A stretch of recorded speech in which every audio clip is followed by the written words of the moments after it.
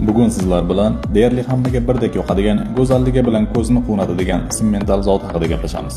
Ketdik. Kelib chiqishi Simmental zotining vatani Shveysariya bo'lib, u o'z nomini Simmi vodiysidan olgan. 1800-yillarda boshqa davlatga keng tarqalgan. Ikki yo'nalishda foydalaniladi.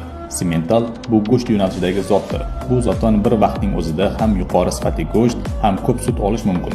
Juda katta tana tuzilishiga ega. Voyaga yetgan buqalar og'irligi 1100-1300 kg, sigirlar esa 700-900 kg bo'lishi mumkin. Sut mahsuldorligi 5000-7000 litr sut beradi. Ba'zida esa bu ko'rsatkich 9000 litrgacha yetishi mumkin.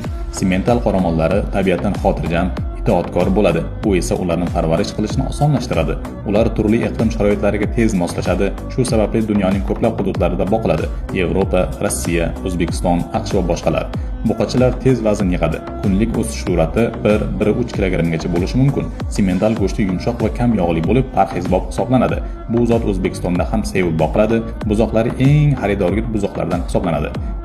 Bu zotni O'zbekistonga import qilish hozirgi kunda faqat samolyot orqali amalga oshirilishi mumkin.